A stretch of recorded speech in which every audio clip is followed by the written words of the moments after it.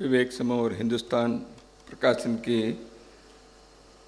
अध्यक्ष, पद्मश्री सम्मानित संघ के वरिष्ठ कार्यकर्ता श्री रमेश पतंगे जी, मंच पर आसीन श्री उमेश पुजबल राव जी, राहुल पटारे जी, रविंद्र जी, सभागार में उपस्थित सभी राष्ट्र प्रेमी, सामाजिक दृष्टि से सक्रिय सभी माननीय बंधुगण, श्रद्धेय माता भगिनी, सर्वप्रथम मुझे आज इस कार्यक्रम में उपस्थित रहने के लिए निमंत्रण देकर आप सभी से मिलने का, आपका दर्शन करने का और इस कार्यक्रम में शरीक होने के लिए एक अवसर देने के लिए विवेक साप्ताहिक और उनके सारी प्रबंध समिति को मैं हृदय से धन्यवाद देता हूँ।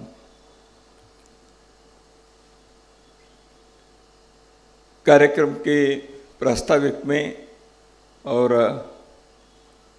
अभी ग्रंथ के संदर्भ में कहते हुए संघ के 100 वर्ष के पंच परिवर्तन के संदर्भ में उल्लेख हुआ है। उससे पहले मैं विवेक के संदर्भ में कुछ बातें कहना चाहता हूँ। प्रारंभ में हमने विवेक साप्ताहिक और इसके जो यात्रा है इसके बारे में थोड़ा सा चित्रपट भी हमने देखा, थोड़ा सा उल्लेख मैंने रमेश पतंगे जी ने भी किया। सामान्यतः उद्यम के नाते, व्यापारी संस्था के नाते पत्रिका चलाना और किसी न किसी एक विज्ञापन के आधार पर चलाना, यह समाज में पत्र पत्रिकाएं करते हैं और एक व्यवसाय बना है। वैसे अपने देश में जब पत्रिकाएं प्रारंभ हुई, वह समाज के जागरण के लिए, राष्ट्र के विमोचन के लिए यानी मुक्ति के लिए, स्वाधीनता के लिए, स्वाधीनता संघर्ष में लगे हुए सक्रिय स्वतंत्रता सेनानी लोगों ने अपने लेखनी से पत्रिका को प्रकाशित करते हुए कई प्रकार के कष्ट संकट को सामना करते हुए उन्होंने पत्र पत्रिकाएं संपादित किए, चलाएं। वो एक मिशन था। धीरे धीरे पत्रिका चलाना ये प्रोफेशन हो गया। नहीं होना चाहिए ऐसा मेरा मंतव्य नहीं है। युग बदलते हुए, जमाना बदलते हुए जीवन के कई आयामों में भी परिवर्तन आते हैं, ये सहज स्वाभाविक है। लेकिन प्रोफेशन होने के बाद भी उसके मिशन जो है वो भूलना नहीं चाहिए। समाज जागरण के लिए, जन प्रबोधन के लिए पत्र पत्रिकाएं प्रकाशित होते हैं। सत्य को समाज के सामने रखने का कार्य एक व्रत के नाते करने के एक मिशन जर्नलिज्म के होता है। तो विवेक ने इस मिशन को इतने वर्षों से लगातार अपने जीवन व्रत के नाते निभाया है और आगे भी निभाने के उनके संकल्प है। इसलिए समाज ऐसे पत्रिका के और इसके पीछे रहने वाले, इसके संचार करने वाले समस्त लेखक, संपादक, उसके व्यवस्थापक, इनके प्रति साधुवाद व्यक्त करना स्वाभाविक है, होना चाहिए। एक पत्रिका क्या कर सकती है? हमको समाचार देते हैं, विचार देते हैं। तो कभी माननीय अटल जी ने एक बार कहा था दैनिक पत्रिकाएं जो हैं डेलीज, तो दिन पत्रिका दैनिक पत्रिका समाचार के लिए हैं और साप्ताहिक पत्रिका प्रचार के लिए हैं और मासिक पत्रिका विचार के लिए हैं। ऐसे अटल जी के एक व्याख्या। विवेक ने समाचार, विचार और प्रचार तीनों किया है। प्रचार व्यक्ति के नहीं किया है, विचार का ही किया है। तो पत्रिका क्या कर सकती है? मैं एक उदाहरण विवेक के संदर्भ में आपके सम्मुख साझा करता हूं। कुछ समय पूर्व, 7-8 वर्ष पहले, पुणे में मैं संघ के एक कार्यक्रम में, वर्ग में वहां गया था। वहां वनवासी कल्याण आश्रम के कार्यकर्ता आए खाली समय में मुझसे मिलने के लिए। उन्होंने 2 आनंद के, संतोष के विषय को बताने के लिए आए और मिठाई लेकर आए थे। वनवासी कल्याण आश्रम के कार्यकर्ताओं को एक प्रसिद्ध उद्योगपति ने उनके लिए एक जीप दिए थे, तो वाहन मिला कल्याण आश्रम के कार्यकर्ता, इसलिए एक आनंद था। दूसरा आनंद क्या है? वो विवेक से संबंधित है। ऐसा है कि उन्होंने कहा कि हमें अचानक, हमें पता नहीं था, कल्याण आश्रम ने कहा, हमें एक दंपति आए, हमको एक बड़ी राशि के चेक दिए उन्होंने। तो हमने कहा आप कैसे रहे, क्या है? तो उसके पीछे की कहानी उन्होंने बताई।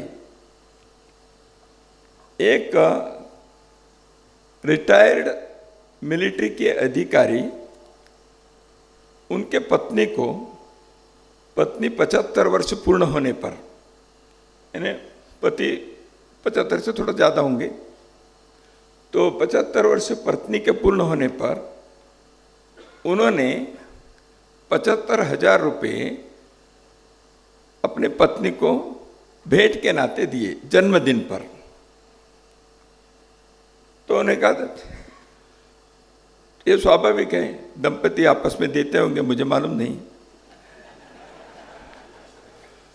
तो उन्होंने दिया, ऐसे जन्मदिन पर अपने आनंद व्यक्त किया और शुभकामनाएं दिए। तो पत्नी ने कहा मुझे काय के लिए पैसे चाहिए, मेरा 75 वर्ष हो गया है, वैसे भी जो कमाई करके थोड़ा रखे वो तो है, बच्चे है, बाकी हो गया है, मुझे 75,000 रुपये मैं क्या करने वाली हूं, तुम देखो। तो तब उस गृहिणी ने, उस माता ने बताया, देखो ये पत्रिका में कल्याण आश्रम के बारे में कोई संस्था है, उन्होंने जो अच्छे कार्य किया है उसके बारे में विवरणात्मक एक लेख है, उसको पढ़ने के बाद, उस पूरे लेख को पढ़ने के बाद मुझे लगता है इस संस्था को हमें मदद करनी चाहिए।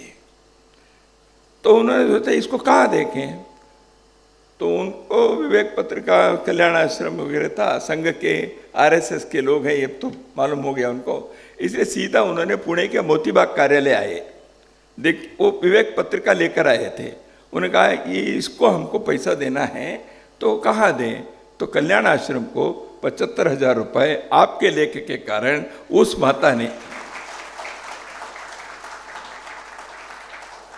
तो कहने का तात्पर्य है कि एक पत्रिका क्या कर सकती है, समाज में जो अच्छे कार्य हो रहा है वह यदि ठीक से प्रस्तुत हो गया तो किसके मन में वो प्रेरणा क्या जगाती है, इसका एक छोटा सा उदाहरण है।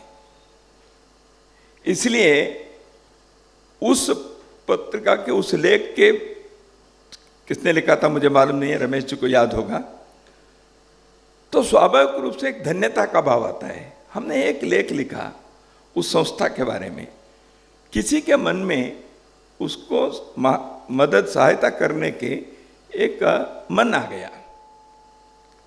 तो इसलिए मैंने कहा कि जो समाज में, समाज प्रबोधन, समाज के जागरण, समाज को प्रेरणा देना, यह कार्य समाज में सकारात्मक वृत्ति को समाज में संवेदनशीलता को, समाज में कर्तव्य परायणता को जागृत रखने के लिए, जागृत करने के लिए पत्र पत्रिकाओं की एक बहुत बड़ी भूमिका होती है। इस प्रकार के कई उदाहरण मेरे पास और भी हैं। विवेक के बारे में केवल नहीं है, अन्य इसमें मैं इसलिए कहता हूँ कि पत्रिका में लिखने वाले, कार्य करने वाले लोगों की एक सामाजिक भूमिका, इस जिम्मेवारी से जब वो करते हैं उसका परिणाम क्या होता है, इसका एक मिसाल मैंने आपके सामने रखी।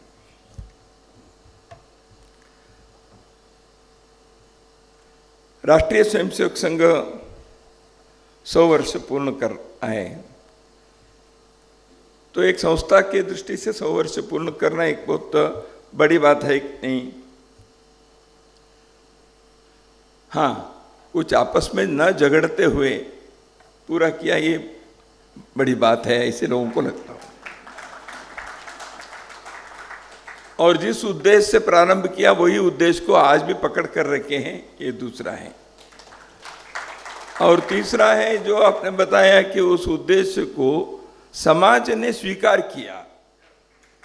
पहले क्या हुआ, उपहास किए, बाद में विरोध किए, ये सब कालखंड हो गया संघ के, तो अब स्वीकृति आ रही है।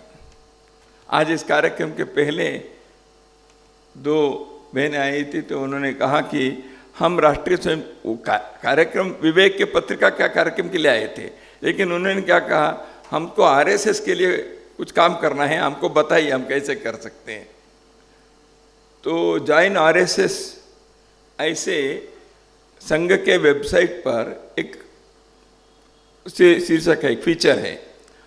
उस जॉइन आरएसएस में हर वर्ष 1 लाख लोग उसमें संघ के साथ जुड़ने के लिए स्वयं होकर, हम संपर्क करते हैं वो कई लाख है, लेकिन स्वयं होकर करते हैं। तो मैं संघ के प्रचार के लिए नहीं कह रहा हूं। एक जो पूजनीय सुदर्शन जी के संदर्भ में माननीय रमेश जी ने यहाँ उल्लेख किया, इस धरती में, भारत के इस राष्ट्र में एक जागृति आई है, राष्ट्रीयता की जागृति है। महर्षि अरविंदो ने इस संदर्भ में कहा भी था, देश के अंदर, इस भारत में जो स्वतंत्रता के आंदोलन कर रहे हैं, ये केवल भारत के स्वतंत्रता के लिए नहीं है।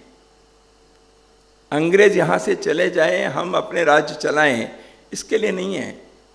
इस देश के अंदर के एक अंतःसत्व को, इस देश के राष्ट्रीयता को जागृत कर रहा है हमें। वह सत्वहीन स्वत्वहीन होकर सुप्त हो गया है, जागृत करना उसको। उस कुंडलिनी शक्ति को जागृत करने से न केवल भारत को बल्कि सारे विश्व के लिए एक प्रकाश देने वाले दीप स्तंभ भारत बनेगा। इसलिए भारत के स्वाधीनता की आवश्यकता है, उस राष्ट्रीयता को जागृत करना था। तो आज भारत करवट ले रहा है, कई विषयों में अंतर्राष्ट्रीय स्तर पर भारत के नाम हो रहा है, ये ध्यान में आ रहा है। होने के बाद बहुत है, अभी पूरा नहीं हुआ है, ये तो शुरुआत है। बड़े हजारों काम जो होने हैं उसमें पहले काम के पहले चीज है ये। इसलिए काम पूरा हो गया ऐसे हमें संतुष्टि होने की कोई जरूरत नहीं है।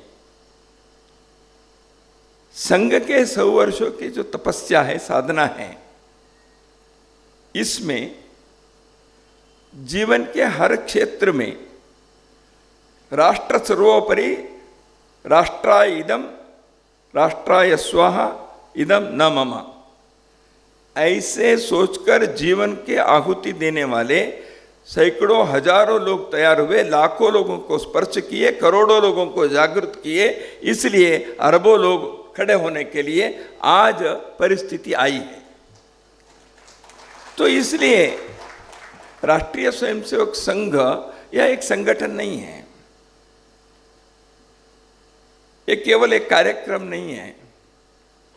राष्ट्रीय स्वयंसेवक संघ यह आंदोलन है, स्ट्रक्चर के नाते संगठन की यदि आप रचना देखेंगे तो एक संगठन है, लेकिन इसके व्याप्ति प्रभाव आप सोचेंगे तो एक आंदोलन है, अभियान है, इट्स ए मूवमेंट। जीवन के हर आयाम को स्पर्श करने वाला, हर आयाम को ठीक करने के लिए, देश के हित में उसको पुनर्रचित करने के लिए निकला हुआ अभियान है, आंदोलन है। लेकिन उसमें आगे बढ़कर राष्ट्रीय स्वयंसेवक संघ एक जीवन शैली है, एक जीवन दर्शन है। तो इसलिए संघ केवल एक संगठन नहीं है, समाज में संगठन नहीं है, समाज को संगठित करने वाले एक अभियान है, एक प्रयत्न है, एक प्रयास है, एक आंदोलन है। इसलिए राष्ट्रीय स्वयंसेवक संघ के संस्थापक महोदय पूजनीय डॉक्टर जी ने संघ हमेशा हमेशा के लिए कार्य करते रहना चाहिए ऐसी कल्पना नहीं की उन्होंने। संघ जितने जल्दी हो विसर्जित हो जाए, समाज और संघ ये अलग अलग दिखे ना, समाज संघमय बने। इसका अर्थ क्या है? समाज के सभी लोग संघ स्थान पर आकर खड़े हो जाएंगे क्या? वो तो किसी भी समाज में संभव नहीं है। लेकिन संघ के जो विचार हैं वो इस धरती के, इस भूमि के विचार हैं, यहाँ इस मिट्टी के वो दर्शन है। युगों युगों से उस दर्शन को समय समय पर व्याख्यायित करने का, युगानुकूल काल सुसंगत उसको प्रस्तुत करने का कार्य कई मनीषियों ने अपने विचार से, अपने आचरण से, प्रयोगशीलता से, अपने जीवन के संदेश से उन्होंने किया है। उसके एक आधुनिक काल के और एक उसके स्वरूप है राष्ट्रीय स्वयंसेवक संघ। पूजनीय डॉक्टर जी ने यही कहा, मैं कोई नया कार्य नहीं प्रारंभ कर रहा हूं। समाज को जागरूक करना, समाज को संगठित करना, व्यक्तियों को संस्कारित करना, व्यक्ति अपने जीवन में सत्य पर चले, प्रामाणिक रहें, धर्म भीरु दैव भीरु बने, दूसरों के प्रति संवेदना रखें, समाज के प्रति अपने कर्तव्य निभाएं। ये जो व्यक्ति से अपेक्षा है वह हमारे सभी ग्रंथों ने, संतों ने, पंथों ने हमेशा कहा है। बात नहीं है, लेकिन समाज में कई बार किसी न किसी कारण से अवनति होती है, शिथिलता आती है, बाहरी आक्रमण के कारण आता है, आंतरिक जड़ता शिथिलता के कारण हो सकता है, उसको ठीक करना पड़ता है। तो इसलिए राष्ट्रीय स्वयंसेवक संघ नामक यह अभियान, आंदोलन, जीवन दर्शन, यह इस मिट्टी से अलग नहीं है, कोई नई बात नहीं है। तो इसलिए डॉक्टर जी ने कहा कि देखो भाई, मेरे जीवन में मेरे आंखों के सामने ये हो जाए, ऐसे उनकी कल्पना थी। इसलिए किसी एक पत्रकार ने मुझसे पूछा, तो क्या आपको 100 वर्ष हो गया, इसके बारे में आपको हाउ डू यू फील, आपको you are proud of it? मैंने कहा 100 वर्ष हमने अच्छे काम किया है, इसके लिए वी आर प्राउड, लेकिन काम पूरा नहीं हुआ, इसलिए भी मुझे थोड़ा इंट्रोस्पेक्शन करना पड़ता है ना। हमें संघ के कार्यकर्ताओं को हम 100 वर्ष जिंदा रहे, यही एक बड़ी बात नहीं है। समाज में अभी भी काम करने के हैं, हम इंट्रोस्पेक्ट करें, अभी भी कहाँ, क्यों पूरा नहीं हो पाया? डॉक्टर जी के मन में तो था ना। तो इसका अर्थ यह है, डॉक्टर जी की कल्पना और उनके व्यक्तित्व और उनके परिश्रम जैसे करने वाले लोग थे। स्वामी विवेकानंद ने एक बार कहा था, मुझे 4-6 नचिकेता जैसे दे दो, मैं सारे दुनिया का कायाकल्प करूंगा। अरे भैया, एक नचिकेता मिलना ही मुश्किल है। 4-6 नचिकेता मिलेंगे तो एक नहीं, तीनों भुवनों को ठीक कर देगा कोई। लेकिन ऐसे नहीं होता है ना, इसलिए अपने को ज्यादा समय शायद लग गया। और समाज में परिवर्तन लाने का कार्य यह किसी एक संगठन के ठेका नहीं होता। इसलिए संघ ने कभी ये क्रेडिट लेने की सोचा भी नहीं और सोचेगा भी नहीं। इसलिए संघ का विचार यह है, ये समाज का काम है, समाज सब लोग करे, संघ के स्वयं से पहल करेगा। he will initiate, he will join. तो इसलिए समाज के सज्जन शक्ति को जोड़ना है। समाज के सज्जन शक्ति सभी संघ के शाखा पर आकर खड़े नहीं होगी, लेकिन समाज के सज्जन शक्ति को, सक्रिय शक्ति को, समाज के प्रति सोचने वाले लोगों को इस दिशा में जाना चाहिए। राष्ट्र के अंदर ये प्रकार के विषय करना चाहिए। यह इसलिए पंच परिवर्तन का विषय ये समाज के सज्जन शक्ति के सामने हमने रखा है। ये सबका काम है। इसलिए संघ ने नहीं कहेगा पर्यावरण के लिए हमने इतना किया, हमारे गिनेस बुक में ये आ गया, चलो राष्ट्रीय स्वयंसेवक संघ को एक पुरस्कार दें, पर्यावरण में हमने इतना काम किया। ये काम नहीं है संघ का, ये सारे काम समाज का है। इसलिए संघ कोई पुरस्कार के लिए, प्रशंसा के लिए कार्य कर ही नहीं रहा है, क्योंकि समाज का काम है। इसलिए प्रत्येक स्वयंसेवक के अंदर इस गुण को, इस प्रवृत्ति को, इस प्रकार के सोच को प्रतिदिन के संस्कार से देने का कार्य संघ करता है। तुम्हारा कर्तव्य ऋण चुकाना है। राष्ट्राय स्वाहा इदम न मम। तो इस राष्ट्रीय तपस्या के साधना में विवेक भी एक है। कई प्रकार के सेवा कार्य भी हैं। समाज जीवन के विभिन्न क्षेत्रों में कार्य करने वाले सैकड़ों हजारों संस्थाएं, संगठन आज इस कार्य में जुड़े हैं। और जिसको संघ के स्वयंसेवक ने प्रारंभ नहीं किया, लेकिन यह विचार ठीक है, यह दर्शन ठीक है, यह भारत के हैं, हमें इसके साथ जुड़कर रहने चाहिए, ऐसे सोचने वाले और कई हजारों संस्थाएं, संगठन, लाखों लोग इससे जुड़ने के लिए आज तैयार हो रहे हैं। तो इसलिए राष्ट्रोत्थान के यह प्रयत्न इस प्रकार आगे बढ़ता जा रहा है। राष्ट्रीय पुनर्निर्माण के कार्य जब हम सोचते हैं, स्वाभाविक रूप से राष्ट्र और राष्ट्रीयता यह कई बार विवाद के, चर्चा के, नासमझी के ऐसे विषय हो गया। राष्ट्र की कल्पना ही नहीं है।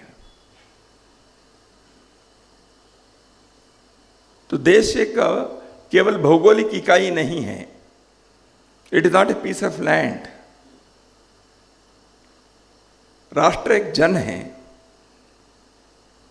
और वो जन उस भूमि को अपने मातृभूमि मानने वाले लोग हैं, और उन जन के जीवन के प्रयत्न, प्रयोग से, परिश्रम से उन्होंने कुछ जीवन के संस्कृति को, दर्शन को विकसित किया है।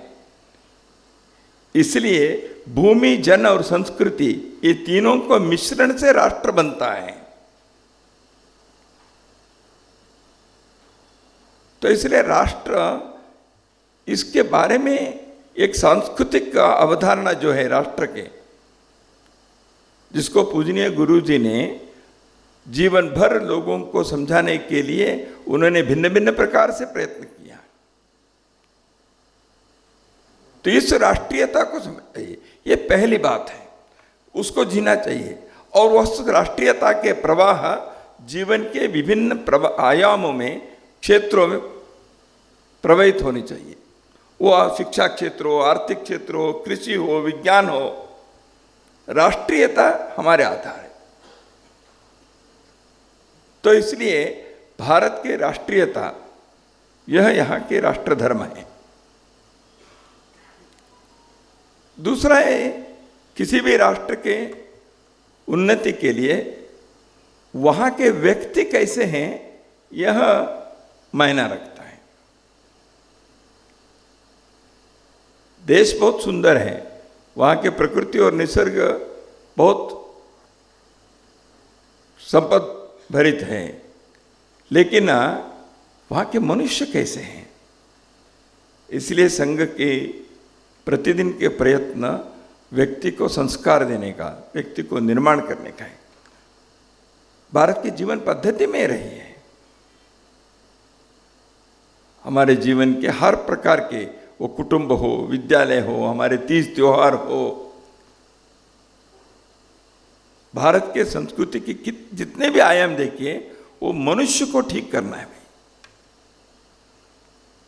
कुरुक्षेत्र के रणांगण में भगवान कृष्ण ने अर्जुन को जो उपदेश दिया, वो युद्ध कैसे करना नहीं बताया, जीना कैसे ये सिखाया।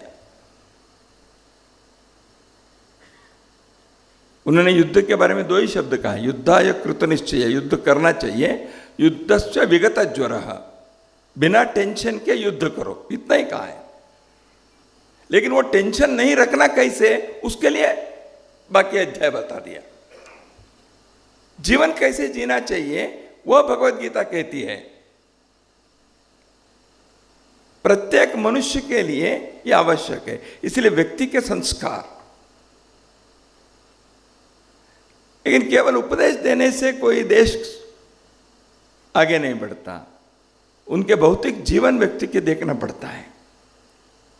उसके रोटी, कपड़ा, मकान, ये भौतिक आवश्यकता है। क्या है? आदि पोटोबा मग विटोबा, भूखे भजन न हो पाए। मनुष्य को don't teach preach philosophy to a starving man, Vivekananda ने कहा। अर्थ काम मनुष्य को चाहिए, उसके बिना मनुष्य नहीं रह सकता। लेकिन अर्थ काम तक सीमित नहीं होना चाहिए, यह भारत के संदेश है। अर्थ काम छोड़ने के लिए नहीं कहा है, अर्थ काम तक रुको मत, ऐसे कहा है।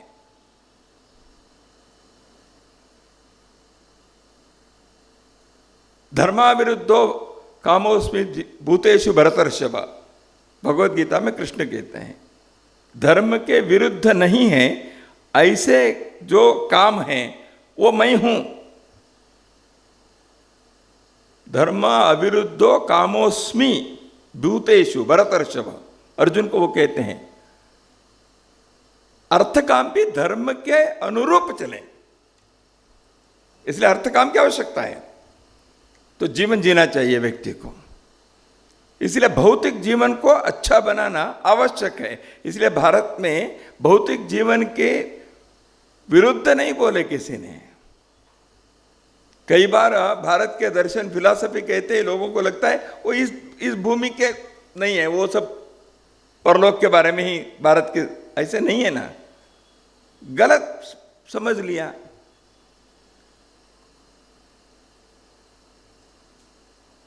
तो चौथी बात है कि समाज, व्यक्ति समाज में रहता है, व्यक्ति समाज के घटक है। इसलिए समाज के अंदर सबको सम्मान, सबके सुरक्षा और सबके साथ समानता, यह किसी भी समाज में आवश्यक है। तो जब हम धर्मराज्य की बात सोचते हैं तो वहाँ प्रत्येक व्यक्ति सुरक्षित भी है, सम्मानित भी, प्रतिष्ठित भी है, और एक दूसरे के साथ संवेदना और समानता, समरसता है। समाज में यह गारंटी हुए बिना, वो यदि नहीं है तो अर्थ काम में विसंगति होती है। किसी के पास अधिक हो गया, इसलिए दूसरे के ऊपर वो दादागिरी करेगा। इसलिए सबको मिलना भी चाहिए और समाज में भी सुख और सम्मान सबको मिलना चाहिए, सुरक्षा, सम्मान। इसलिए समाज के दुर्बल जो भी समूह हैं उसके बारे में विचार करना पड़ता है, समाज के उत्थान के बारे में सोचने वालों। यह सब होने के बाद कोई भी समाज रुका हुआ पानी नहीं है। काल सुसंगत युगानुकूल परिवर्तन के लिए समाज को तैयार रहना पड़ता है। देखिए, आज तंत्रज्ञान है, 25 साल पहले मोबाइल शुरू हुआ था, ईमेल शुरू हुआ था। इन 25 वर्षों में दुनिया कहां तक पहुंच गई। अब आर्टिफिशियल इंटेलिजेंस के युग प्रारंभ हो गया। क्या हम इसको नकार सकते हैं? नकार तो नहीं सकते। You can't reject the technology, but how to make it useful, humane, उसको मानवोपयोग के लिए, प्रकृति के विनाश न करे, उस दृष्टि से टेक्नोलॉजी को अपने जीवन दर्शन से उसको बांध कर रखना पड़ता है। ऐसे हर प्रकार की व्यवस्था भी, समाज की व्यवस्थाएं भी बदलती हैं। अब शिक्षा नीति नहीं आई, हम आज गुरुकुल की व्यवस्था था नहीं ला सकते, उसके स्पिरिट को रख सकते हैं, बट स्ट्रक्चर विल चेंज। अर्थव्यवस्था, स्ट्रक्चर विल चेंज। न्याय व्यवस्था पुराने दिनों में जैसे थे ऐसे नहीं हो सकता, लेकिन स्पिरिट क्या होनी चाहिए न्याय देने वालों को? राजनीति कैसे, राजधर्म क्या है, इसके बारे में भारत के प्राचीन काल से जो हमारे ज्ञान हैं, यहाँ के प्रयोग करके यहाँ के लोगों ने उसको दुनिया के लिए सार्वकालिक सत्य के नाते रखा है। उस स्पिरिट को समझना चाहिए। उसको हम आधुनिक व्यवस्था में कैसे डाल सकते हैं? वो शिक्षा हो, विज्ञान हो, कृषि हो, व्यापार हो, राजनीति हो, न्याय व्यवस्था हो।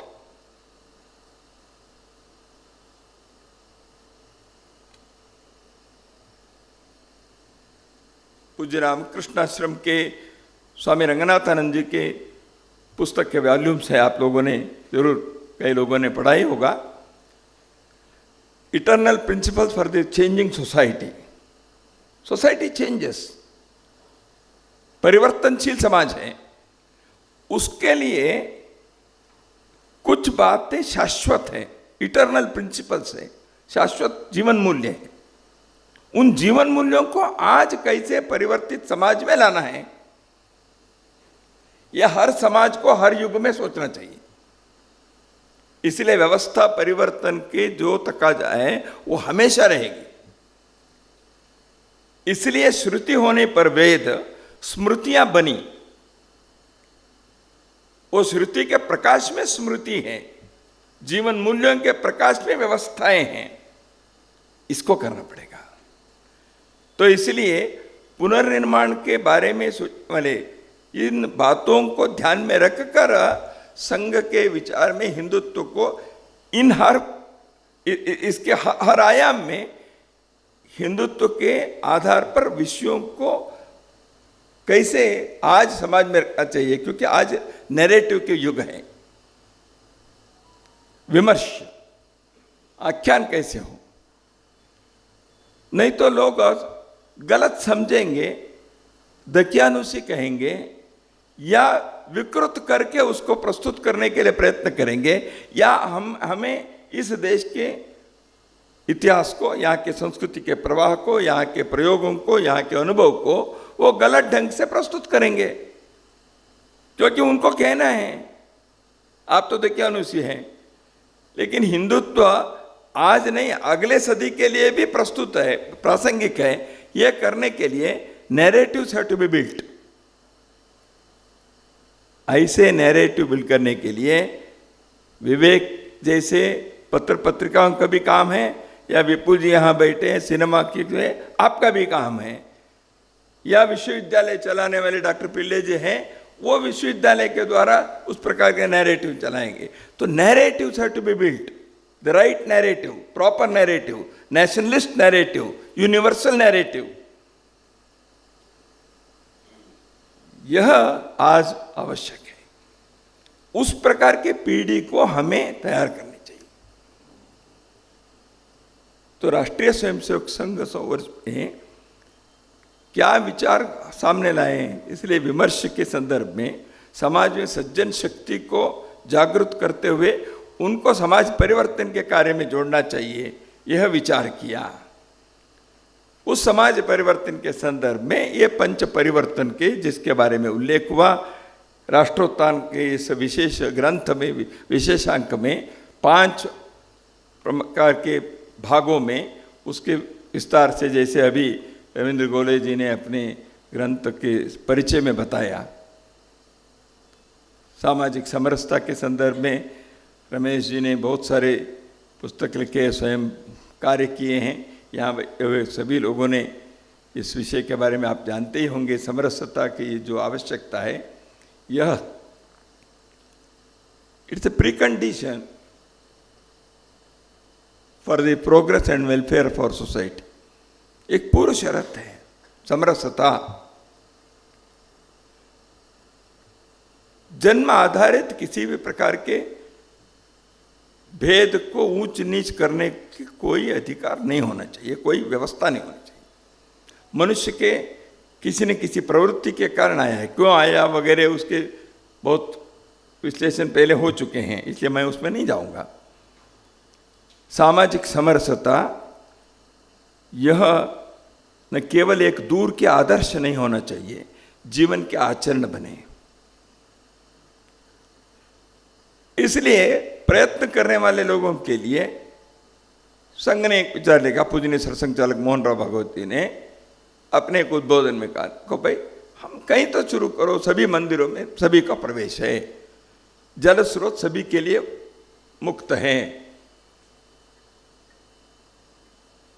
कुआं है, पानी है, तालाब है, स्मशान सभी के लिए समान है, सार्वजनिक स्थान है। आज भी हिंदुस्तान के कई गांवों में, छोटे शहरों में स्मशान अलग अलग हैं, होटल में सभी का प्रवेश नहीं है।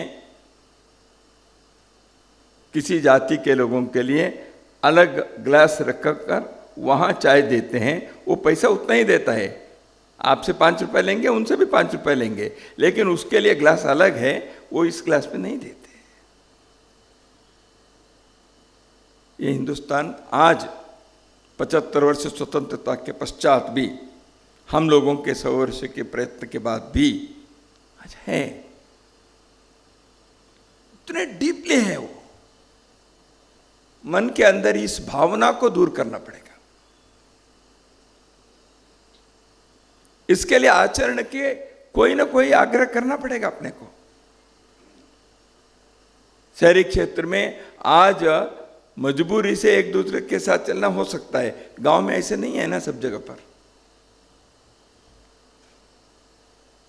तो इसलिए केवल स्पृश्यास्पृश्य की बात मैं नहीं कह रहा हूं, समरसता के और भी कई सामाजिक न्याय इसमें जुड़ा हुआ है। तो इस दृष्टि से समाज के अवेयरनेस को, समाज के संवेदनशीलता को, समाज के प्रतिबद्धता को हमें सुदृढ़ करना चाहिए। इसलिए हर घर में माँ बाप को, अपने बच्चों को हमें समरसता के पाठ कैसे सिखाना चाहिए, ये विचार करना चाहिए। विद्यालय में, सार्वजनिक क्षेत्र में, किसी भी इसमें। ऐसे ही पर्यावरण के संदर्भ में, आज पर्यावरण के विषय दुनिया भर में चर्चा है। प्रदूषण के बारे में, वायु प्रदूषण, जल प्रदूषण, सब प्रकार के कह रहे हैं। तो आज मैं उसमें आंकड़े में वगैरह नहीं जाऊंगा, लेकिन हम सब जानते हैं अब दुनिया में पर्यावरण के बारे में भरपूर चर्चा है। अंतर्राष्ट्रीय क्लाइमेट चेंज कॉन्फ्रेंसेस हो रहे हैं, पृथ्वी समिट्स हो रहे हैं, क्यों प्रोटोकॉल होते हैं, सब हो रहे हैं, योग्य भी है।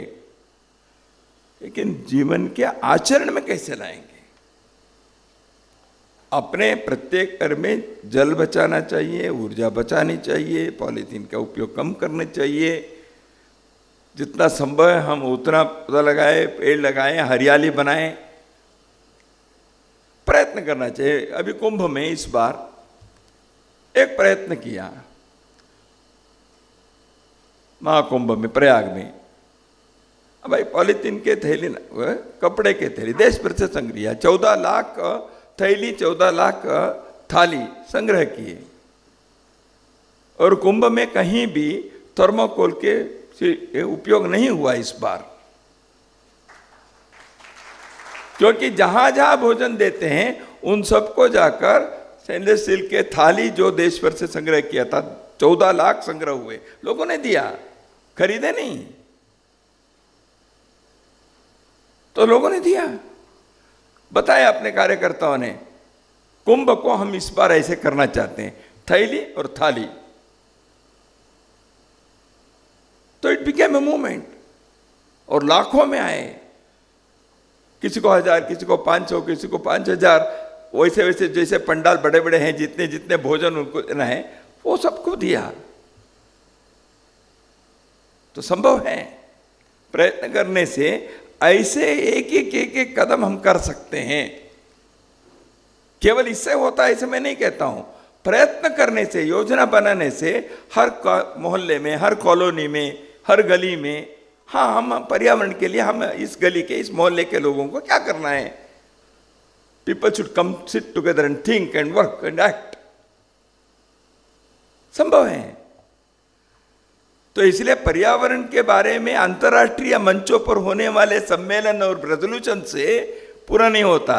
गली मोहल्ले में हमारे घर में, हमारे विद्यालय में, ऑफिस में, दफ्तर में हम पर्यावरण के लिए हम जीवन में क्या करते हैं, इस पर होगा। संघ ये करना चाहता है, इसलिए इसके लिए मोटिवेशन कैसे, कुटुंब की व्यवस्था है। सब जानते हैं भारत की कुटुंब पद्धति बहुत श्रेष्ठ है, अच्छा है, सभी जानते हैं। लेकिन आज संयुक्त कुटुंब संभव है क्या? संभव नहीं होगा। लेकिन कुटुंब के लोग आपस में, न्यूक्लियर कुटुंब होने पर भी 2 भाई 3 भाई है तो कभी कभी मिल सकते हैं। कुटुंब के अगली पीढ़ी को क्या जीवन मूल्य सिखाना चाहिए, उनको केवल पैसे कमाने के सिखाना है या और भी कुछ अच्छी बातें सिखानी है, ये विचार करना पड़ेगा। पड़ोसी धर्म सिखाना पड़ेगा, अपने कुटुंब में अंदर समरसता, स्वदेशी लाना चाहिए, यह सिखाना पड़ेगा। तो इसलिए कुटुंब की दृष्टि से दुनिया में भारत के कुटुंब के बारे में, मैं अमेरिका में अटलांटा में गया था तो वहाँ एक संस्था में गया था, सेव फैमिली इंस्टीट्यूशन फाउंडेशन। जो काले लोग हैं, ब्लैक्स, अमेरिका में गुलाम के नाते गए थे, उनके जीवन की दर्दनाक कहानी है। तो उस संस्था में क्या कर रहे थे, जो स्लेवरी चले गए, सैकड़ों वर्ष, लगभग 300-4 साल स्लेवरी में रहने के कारण उनको कुटुंब के जो संस्कार, देखिए हम अपने देशों में हजारों वर्षों से हमें कुटुंब के एक संस्कार है, पद्धति है। उन दुर्भाग्य के उस समुदाय को, जो काले लोग गुलाम बनकर वहां गए, किसी बगीचे में, किसी के एस्टेट में, किसी के घर में, किसी के फैक्ट्री में जो स्लेव्स रहे, स्लेव्स को फिर से स्लेव उत्पन्न करने के लिए महिला और पुरुष को साथ में रखे, जानवर जैसे संतति का निर्माण किए। And they were given the surnames of the factory owner और द एस्टेट ओनर।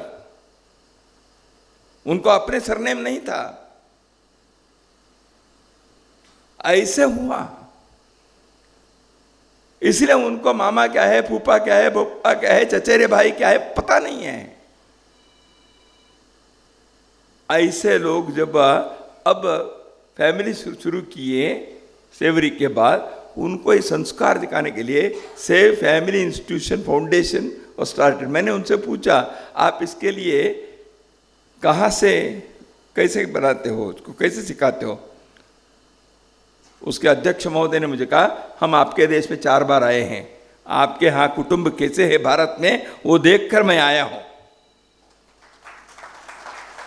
तो इसलिए हम दुनिया को यदि कुटुंब पद्धति सिखाने, तो अपने कुटुंबों के बारे में इस देश के अंदर आज सोचने की मजबूरी है। हजारों वर्षों के संघर्ष में इतने आक्रांत आए हैं, हमारे मठ मंदिर को तोड़ दिया, गुरुकुलों का नाश किया, हमारी अर्थव्यवस्था चरमरा गई, हमारे शिक्षा क्षेत्र को उन्होंने ध्वंस किया, हमारे राज्यों को उन्होंने हड़प लिया, हमको गुलाम बनाए, फिर भी हिंदुस्तान बचा रहा। क्यों? हमारे कुटुंब रहे। उन कुटुंबों से कोई विवेकानंद आया, कोई रामकृष्ण परमहंस आया, कोई डॉक्टर एडगेवार आया, कोई नेताजी आए, सैकड़ों हजारों, कोई शिवाजी महाराज आए, कोई राणा प्रताप आए। कुटुंब व्यवस्था रही।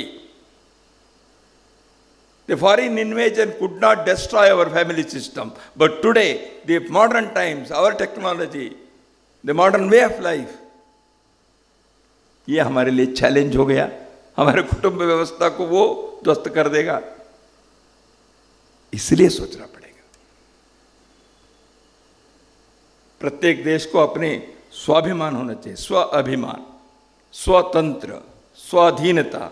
ये स्व क्या है? अपने बारे में सोचने का, यानी क्या स्वार्थ नहीं है, वो एक सामूहिक कलेक्टिव सेल्फहुड, एक राष्ट्र के नाते स्व है। ये स्वत्व किसी भी देश के लिए खड़े होने के लिए वो ऊर्जा देती है। प्रत्येक व्यक्ति के अंदर वो स्व चाहिए। कुछ समय फ्रांस के ऊपर कुछ हिस्से में जर्मनी देश का राज था। जर्मनी की रानी वहां गई थी, एक स्कूल में गई। उस स्कूल के अंदर के एक बालिका को प्राइज देना था किसी एक इसमें। तो बालिका को, फ्रेंच बालिका थी, वो लड़की आई मंच पर। रानी ने उसको देखा, बालिका सुंदर थी, छोटी थी, उसको बहुत अच्छा लगा। उनको रानी ने, तुम कितने प्यारी हो, चलो तुमको क्या चाहिए बताओ। तो प्राइज तो दिया, क्या चाहिए, ऐसे रानी ने सहज पूछा। उस बालिका ने कहा, मुझे मेरी फ्रेंच भाषा वापस दीजिए। क्यों? जर्मनी के अधिकार चल रहा था, उन्होंने स्कूलों में फ्रेंच को रद्द करवा के केवल जर्मन सिखा रहे थे। तो उस बालिका ने पूछा, मुझे मेरी फ्रेंच भाषा वापस दीजिए। रानी अवाक हो गई। रानी ने पूछा, क्या बात है? बाकी लोगों ने बताया। रानी ने वही आदेश दिया, फ्रेंच यहां सिखा जाएगा। स्व क्या होता है? उस लड़की की स्वार्थ है क्या? नहीं, मेरी भाषा, हमारी संस्कृति, इस देश की आर्थिक व्यवस्था, उसमें आधुनिकता जहां लाएं, लेकिन स्व को ना भूलें। तो इसलिए स्व को जागृत करने के लिए जिन जिन आयामों में अपने को कार्य करना चाहिए, उसमें एक प्रमुख क्षेत्र तो आर्थिक क्षेत्र है, स्वदेशी का, लेकिन केवल उतना ही नहीं। इसलिए जीवन शैली स्व हो। नागरिक कर्तव्य के बारे में बताए हैं, तो नागरिक शिष्टाचार के संदर्भ में मुझे विस्तार से कहने की जरूरत नहीं है। हम सभी एक आरोग्यपूर्ण नागरिक व्यवस्था को बनाने के आवश्यकता इस कारण से भी है। भारत में धर्म है, अध्यात्म है, कुंभ मेला हम कर सकते हैं, हम मिसाइल्स बना सकते हैं, हम चंद्रमा पर जा सकते हैं, ये सब ठीक ही हैं। लेकिन अपने नागरिक शिष्टाचार को यदि हम बोलेंगे केवल बाकी चीज़ों में गएंगे, तो समाज के स्वास्थ्य और समाज के सही विकास नहीं होता है। लेकिन हम प्रयत्न करेंगे तो संभव है। कुंभ का ही उदाहरण देखिए, मैला नहीं फैला। लोगों को आप थोड़ा सा प्रोवोक करते हैं, उनको प्रमोट करते हैं, थोड़ा आदर्श बताते हैं, थोड़ा सिखाते हैं, लोग उसका धीरे धीरे धीरे आचरण करेंगे। For this every person has to become a role model. इसके लिए कोई एम्बेसडर नहीं बनेंगे, कोई सिनेमा स्टार बताकर नागरिक शिष्टाचार बताएं, कोई और बताएं। एवरी वन ऑफ अस नागरिक शिष्टाचार के, नागरिक कर्तव्य के, सिविक सेंस के, सिविक ड्यूटीज के, सिविक डिसिप्लिन के अपने को चार करना पड़ेगा। तो इसलिए राष्ट्रोत्थान के इस ग्रंथ के अंदर संघ के राष्ट्रीय पुनर्निर्माण की दृष्टि से जिन विचारों के बारे में आग्रह करते हुए सारे समाज का विषय बने, समाज की शक्ति इसमें लगें और भारत को हम अपने आंखों के सामने एक श्रेष्ठ राष्ट्र, संपदयुक्त राष्ट्र, एक समृद्ध राष्ट्र के नाते निर्माण करने के अपने एक भूमिका को हम निभाएं। कवि रविंद्रनाथ टैगोर ने एक सपना देखी थी, where the mind is without fear and the head is held high, where knowledge is free, where the world has not been broken up into fragments by narrow domestic walls, where words come out from the depth of truth, where the tireless strive stretches its arms towards perfection, where the clear stream of reason has not lost its way into the dreary desert sand of dead habits. Into that heaven of freedom, my father, let my country awake. ऐसे एक स्वर्ग के जैसे स्वर्ग समान भूमि के हम आशा करते हैं, जहां where the mind is without fear, किसी भी प्रकार के भय नहीं, किसी प्रकार के ऊंच नीच भाव नहीं है, किसी प्रकार के मनुष्य मनुष्य के बीच में कोई दीवार खड़े नहीं है, किसी में अज्ञान के अंधकार में नहीं है, ज्ञान के प्रवाह हर जगह पर पहुंचता है। ऐसे एक सुंदर स्वर्ग समान राष्ट्र के निर्माण के लिए आगे बढ़ना चाहिए। इतना ही आपके सम्मुख मैं निवेदन करता हूं। नमस्कार।